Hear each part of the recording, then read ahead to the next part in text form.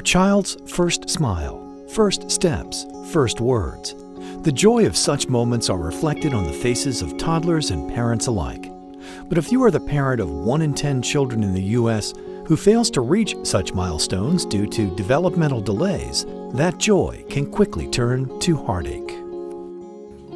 All meal times were extremely frustrating because they didn't know if they wanted an apple, wanted a sandwich, wanted a cookie, wanted a cracker, wanted whatever. So trying to just have a decent meal with 2 boys not being able to communicate with what their needs were, that was hard. Or when they needed a break or when they wanted to play with something, they couldn't communicate. So a lot of every day from 18 months to 22 months was extremely frustrating. Recognizing the symptoms of developmental delays early and finding appropriate intervention is the key to such children achieving their maximum potential.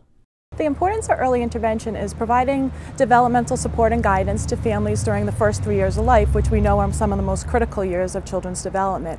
We provide support so that parents are able to develop the necessary interventions so that their children can be successful in day-to-day interactions.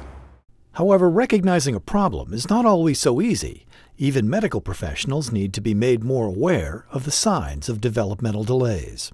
When we're looking for autism, we're looking for children who are not meeting their developmental milestones, specifically in the areas of language development, social development, inability to explore their environment. Some early on, we're looking for children at 9 months to be able to babble in a back and forth repetition with the parent. We're looking for children that are attaching to their parents, they are interacting and willing to explore their environment. We're also looking for children to be able to take in and adapt to information in their environment. Here at the Kennedy Donovan Center, located in southern New England, families and individuals of all ages with developmental disabilities and similar needs are provided with a full spectrum of state-of-the-art care. What makes KDC stand out is that we adapt our programs to each individual. We never think that people need to fit into the program we already have set for them. So from there, whether it's every individual or every family or every household or every community, we look at what their specific needs are and we make sure that we can meet their needs where they are.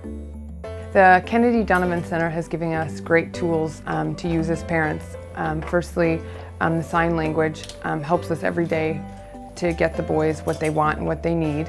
And then also the OTs also help to basically coach us so we can adapt to everyday life with problems that we have.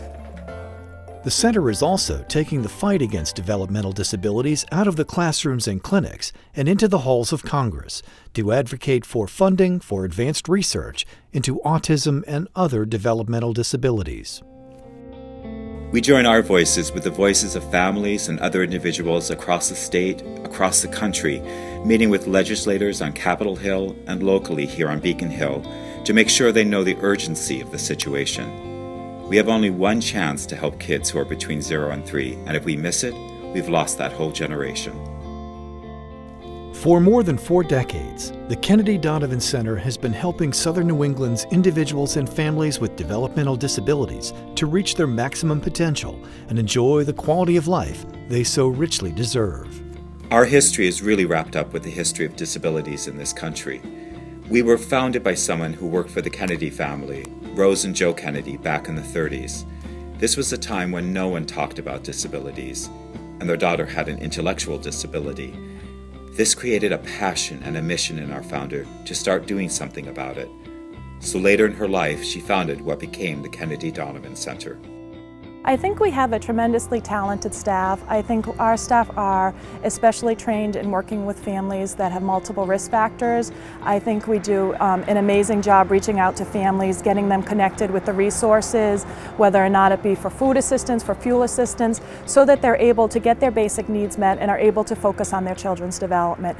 So I think our staff has really done a great job reaching out to those families and developing interventions that make sense for them, as well as address all of their needs. They've helped us out so much here from the occupational therapy. She comes out and really helps him, and he seems more open now. You know, he responds to his name. He looks when someone comes through the door.